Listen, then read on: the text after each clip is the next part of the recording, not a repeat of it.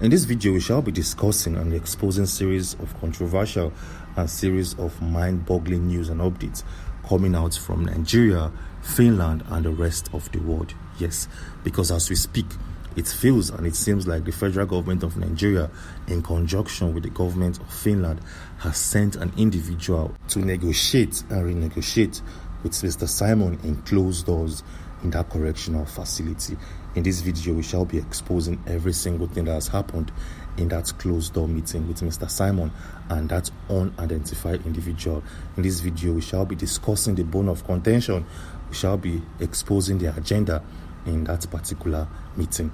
This video is going to be a very, very interesting one, and I will urge you to watch it up until the very, very end.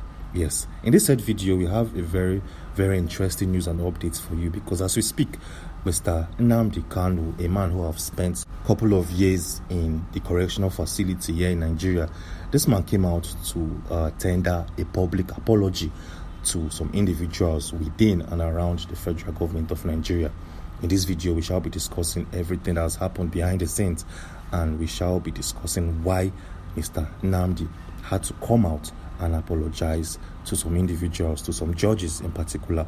Yes, in this said video, we also have a very, very surprising revelation coming from Rivers State. Yes, because if you're very, very conversant with the politics in Nigeria, we all know that the government, the president of the Federal Republic of Nigeria, has suspended Sim Fubara as the governor of that state, and he made an individual the sole administrator of that state. In this video, we have a series of shocking revelations coming out from Rivers State, because yesterday Mr. Sim Fubara was spotted in a location domiciled in that state, because in the past couple of days we haven't seen this man in a public space, but now we have a footage of him in a public event, and I'll be sharing that picture and videos with you in this particular briefing or video, as the case may be. Yes, moving on swiftly, we also have a series of revelations regarding the minister of the FCT in the person of Nyesom Wike. Yes, because as we all know, Nyesom Wike had a series of rifts and drifts with Sim Fubara, which led to the president of the Federal Republic of Nigeria to suspend Sim Fubara as the governor of that state. In this video, we have a very, very surprising update for you to see and understand, which definitely will be a very, very interesting one. Yes, with all of that being said, let's kickstart this video with our very, very first update. Showing right now on your screen, there's a reportage, an article coming from the Vanguard, where it clearly states that Kanu apologizes over attacks on judges and others. So the question here is, why did Mr. Kanu come out to actually apologize to these judges and others? Well, just in case you don't know, a couple of days back, we saw a video and we saw clips of Mr. Kanu where clearly he was very, very angry in a court of law domiciled in the Federal Capital Territory. Yes. In that video, Nnamdi Kanu couldn't hold his anger because he was quite frustrated about the lawlessness in Nigeria and the way and manner his case has been handled by the judges. Yes, so this man busted out in anger, venting his vexation and all of those stuff. But now he came out a couple of days back to tender an apology to a series of individuals in the federal government and some judges. Yes. For better understanding and for a clear confirmation, take a look at this article coming from the Vanguard, where it clearly states that Mr. Kanu, the leader of the proscribed indigenous people of the USP, on Friday tendered an apology over his recent attacks on the Federal High Court and Justice Binta Nyako. It also went a step further to state that Kanu, through his new counsel and the former Attorney General of the Federation and Minister of Justice, Chief Kanu Agabi, SAN, also apologized to the federal government's lawyer in the person of Chief Owolomi San. Yes, this is coming, like I said, officially from Kanu. And as we speak, the Federal High Court sitting in Abuja has kickstarted this man case from afresh, and they promise to uphold the law. But the question here is, will the Nigerian judicial system uphold the law? Well, we all know the answers to that question, because this is not the very first time that the courts will make a declaration and the Nigerian security agencies or apparatus will clearly and outrightly disobey the rulings from the court of law. So it's highly unlikely that the Nigerian DSS will respect any rulings coming from the Federal High Court sitting in Abuja. Yes, we all know that the DSS is a respecter of no law or regulations in the land. The DSS, like we all know, simply is above the law. But what we can say right now is we urge the Nigerian security apparatus, the DSS, the police, and so on and so forth, to respect the rule of law and allow the Nigerian judicial system to actually do its work to perfection. Anyways, moving on swiftly, let's take a look at our second update. Like I said, we have a very, very interesting update to share with you regarding Mr. Simon. So do well to stick around, because that update definitely will change a lot of things and change the way we see things moving forward. But then there's something interesting that we all need to know and understand. Yes, a couple of days back, we received a publication from the president of Nigeria stating categorically that Nigeria's president declares emergency in the oil-rich state of Rivers State, Nigeria.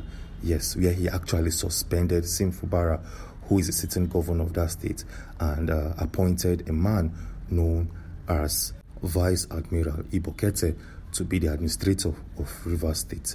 Yes, ever since a state of emergency was placed on Rivers State, we've not seen a video, a picture of Sim Fubara after that declaration was made. But yesterday, Sim Fubara attended a church service located or situated in Rivers State, Port Harcourt to be precise. Well, showing right now on your screen, it's a picture photograph taken yesterday where we have the governor of the state seated comfortably in a church service. Yes, showing right now on your screen is a clearer picture of this man. As you can see, this is a proof that he's doing very well. He's alive and he's quite healthy. Yes, so Sim Fubara is healthy, he's alive, and he attended a church service just yesterday. So what about Nyesom Wike? Like we all know, the government, the president of the federal government of Nigeria, punished Sim Fubara and did not even touch Nyesom Wike, a man who created a lot of unrest in Rivers State, Nigeria. So the federal government, headed by Tinubu, did not punish this man. But then we received a very, very surprising notification and briefing coming from Unical, a university situated in Cross River State, Nigeria.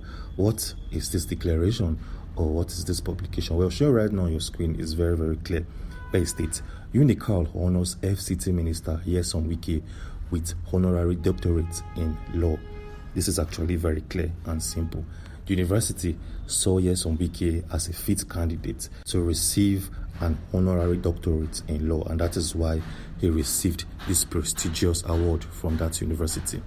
But then while making this video, we stumbled on a series of interesting bits of information that you definitely need to see and understand. Yes, this university that gave Nyesom Wike a title known as Unical is located in Cross River State, Nigeria. And surprisingly, an individual known as Vice Admiral Ibokete, a man that Tinubu appointed as the new administrator of Rivers State, is also from Cross River State, Nigeria. Wow, this definitely cannot be a coincidence. It's actually very, very clear for us to see and understand. Yes, this is actually very clear. This simply means that there's a clear linkage between Unical and Nyesom Wike, or Unical with the president of Nigeria. While making this video, also notice that Nyesom Wike at some point met with the president of Nigeria, Bola Ahmed Tinubu, and he begged him excessively to carry out a series of projects in Unical. Showing right now on your screen is a particular day and time when Bola Ahmed Tinubu had to inaugurate 6 projects at that particular university. As you can see, there's a clear linkage between Unical, Tinubu, and Nyesom Wike, and that is why it did not come as a shocker when this particular university honored the FCT minister Nyesom Wike with honorary doctorate in law. Yes, we believe that this is a way of saying thank you to Nyesom Wike for the good deeds he has done in Unical and for the state as a whole. Anyways, moving on swiftly, let's look at our next update that we have for you in this particular briefing. Yes, around the 26th of July of 2022, Mr. Peter Obi traveled to Egypt. Yes, this man traveled to Egypt so as to learn how to produce electricity and how to power up a country or a nation. Yes, when Mr. Peter Obi traveled to Egypt in the year of 2022, a lot of individuals domiciled in the All Progressive Congress came out to heavily criticize Peter Obi, asking him that why do you have to travel to Egypt just to learn how to produce electricity and efficient electricity?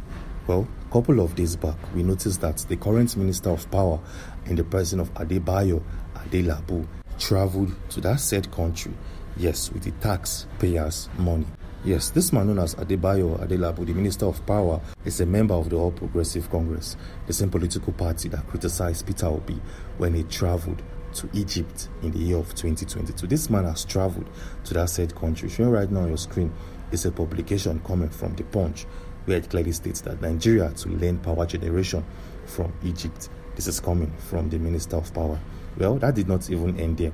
A lot of individuals domiciled in the country had to come out and air their views. Showing right now on your screen is a publication where Mr. Sowore and the lawyer representing Mr. Sowore in the court of law, a man known as Adeyanju, dragged as federal government unveiled plans to visit Egypt to learn power generation transmission. Yes, this came as a shocker because the All Progressive Congress criticized Peter Obi when he traveled to Egypt. When Peter Obi used his own funds to travel to that country, they criticized him. But now, these guys are using the taxpayers' money to sponsor its own minister to travel to that same country to learn power generation. Well, this doesn't make sense in any way, shape, or form. The Nigerian political scene has become a space of lies, a space for deceit, and all of those bad stuffs. And that is why we have cases like this constantly occurring and popping out in the Nigerian political scenes. Anyways, moving on swiftly, let's take a look at the most interesting updates we have for you in this particular briefing and news updates. Yes, because as we speak, the federal government of Nigeria, together with the government of Finland, have sent an individual to meet Mr. Simon in the correctional facility to try to change his mind or possibly hold series of negotiations with Mr. Simon in that correctional facility. So the question here is, who is this individual who was sponsored by the federal government of Nigeria together with the government of Finland to go to Kilamakoski Correctional Facility, hold series of talk with Mr. Simon and possibly try to negotiate with him? Well, for better understanding, take a look at this publication that was released on the 15th of February of this said year, where it states, breaking, I read in a post supposedly from an individual named Marianne claiming to represent our PM, Simon. USB, please disregard this imposter and do not be distracted by the nonsense she wrote. I use this opportunity to warn anyone claiming to represent Mr. Simon to desist from such. PM is alive and can talk to me if needed. Yes, this particular post is coming from Ngozi Orabueze, who happens to be the Deputy Prime Minister. Yes, where she noticed that the government of Finland sent an individual known as Marianne to meet with Mr. Simon in prison to represent him in the court of law and possibly try to negotiate with him so as to work with the Finnish authorities in bringing out other individuals or suspects within its framework. Yes. So the question here is, who is this Marianne and who is she working for? Well, in our previous video, we explained everything you need to know and understand about this particular lady known as Marianne. And just in case you don't know, and just in case today is your very first time of seeing our videos, Marianne is the ex-wife to Mr. Simon. Her full name is Marianne Sakarjavi. Yes, like I said, she is the ex-wife to Mr. Simon, and these guys were once married and they had an offspring. Yes, so this Marianne Sakarjavi was instructed by some individuals domiciled within the National Bureau of Investigation, known as the NBI, to go to Kilamakoski Correctional Facility, convince or try to talk to your ex-husband, try to negotiate with him, represent us, have conversations with him, and possibly get info and intel from him that will definitely use in the court of law. And that is what she did. This woman known as Marianne Sakarjavi traveled. She left Lati because she lives in Lati and traveled by road to Kilamakoski. Yes, when she got to that correctional facility, she claimed that she is the official lawyer representing Mr. Simon in the court of law, that his lawyers, a man known as Ika Kopra, no longer represents him in the court of law, which actually was a lie, because like we all know, a lawyer known as Ika Kopra recently appeared in the court of law together with Mr. Simon. And this Ika Kopra have been trying to file a bail for Mr. Simon. So this man is actually very, very active in the case of Simon. So Marianne Sakarjavi told this police, the wardens in Kilamakoski, that Ika Kopra no longer works for Mr. Simon, that she is the new lawyer representing him, and she was granted access. She met with Mr. Simon. They had a series of conversations in the visiting area.